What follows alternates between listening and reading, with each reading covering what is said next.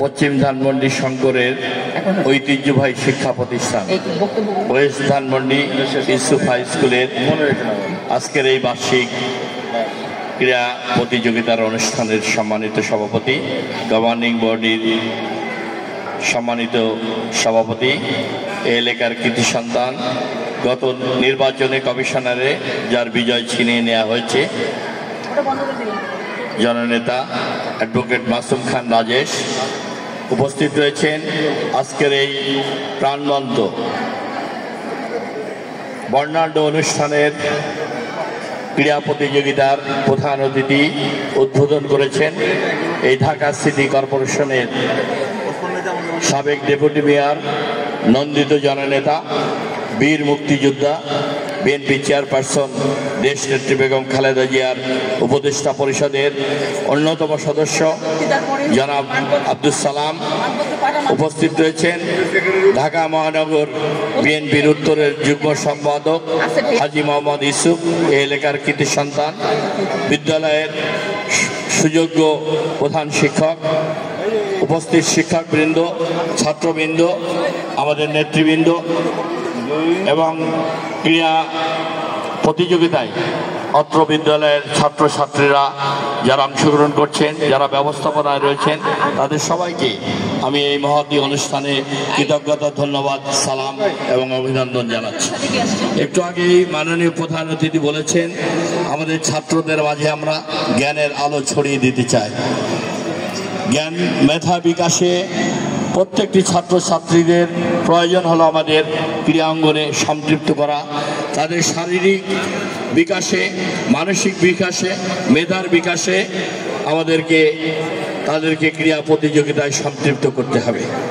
ক্রীড়া অঙ্গনের প্রতিযোগিতা ছাড়া, সুস্থ শরীর ছাড়া মেধার বিকাশ সম্ভব নয়। আমাদের সবচেয়ে সংকট এসে দাঁড়িয়েছে বিগত 17 বছরে এই আওয়ামী দুঃশাসনের কারণে আমাদের তরুণ প্রজন্মের হাতে অস্ত্র তুলে দিয়েছে রাষ্ট্রশক্তিকে অবৈধভাবে ক্ষমতায় টিকে থাকার জন্য। আমাদের তরুণ ছাত্রদের হাতে মাদকে সম্পৃক্ত করা হয়েছে, অস্ত্র তুলে দিয়ে আছে, বিভিন্ন অনৈতিক কাজে, শিক্ষার বহির্ভূত অসামাজিক কর্মকাণ্ডে তাদেরকে জড়িয়ে ফেলা হয়েছে, তরুণ প্রজন্মকে ধ্বংস করা হয়েছে। আমরা সেই কলঙ্কিত ইতিহাসের দিকে ফিরে যেতে চাই না। আমরা তরুণদের মাঝে, তরুণ শিক্ষার্থীর মাঝে জ্ঞানের আলো, শিক্ষার আলো, বই খাতা কলম ছড়িয়ে দিয়ে ক্রীড়াঙ্গনের ক্রীড়া প্রতিযোগিতা, ক্রীড়ায় সম্পৃক্ত করে তাদের মেধা মননের বিকাশে আমরা গুরুত্বপূর্ণ ভূমিকা পালন করতে চাই। এই প্রজন্মকে সন্ত্রাসমুক্ত, মাদকমুক্ত, যত অপরাধমূলক সমস্ত কাজ থেকে তরুণ প্রজন্মকে দূরে সরে রেখে সুনাগরিক হিসেবে তাদেরকে আমাদের গড়ে তুলতে হবে। আমাদের শিক্ষকবৃন্দ, আমাদের অভিভাবকবৃন্দ সবাই সচেতন থাকবেন, আমরা যাতে ভবিষ্যৎ প্রজন্ম সুন্দরভাবে গড়ে তুলতে পারে, যারা জ্ঞানে, শিক্ষায় পারদর্শিতা অর্জন করে মানুষের কল্যাণে, দেশের কল্যাণে তারা যোগ্য নাগরিক হিসেবে গড়ে তুলবে। কারণ শিক্ষা ছাড়া একটি জাতিকে বিনির্মাণ করা যায় না। শিক্ষা হলো জ্ঞানের আধার। শিক্ষার বিস্তার ছাড়া একটি শক্তিশালী প্রজন্মকে আমরা গড়ে তুলতে পারবো না। সারা পৃথিবীতে 120টি বিশ্ববিদ্যালয়ের মধ্যে 75টি বিশ্ববিদ্যালয়ের র্যাঙ্কিংয়ে আমেরিকার স্থান দখল করে আছে। এই কারণে আমেরিকা সারা বিশ্বের সবচেয়ে শক্তিশালী রাষ্ট্র। জ্ঞান বিজ্ঞান শিক্ষার প্রসারে উৎকর্ষ সাধন ছাড়া এই প্রজন্ম, এ দেশকে আমরা শক্তিশালী রাষ্ট্র হিসেবে গড়ে তুলতে পারবো না। আমাদের ভবিষ্যৎ প্রজন্ম দেশ ও জাতিকে সেবা করার জন্য তাদেরকে সুনাগরিক হিসেবে, যোগ্য নাগরিক হিসেবে তরুণ প্রজন্মদেরকে এই শিক্ষাঙ্গন থেকে আমাদেরকে গড়ে তুলতে হবে।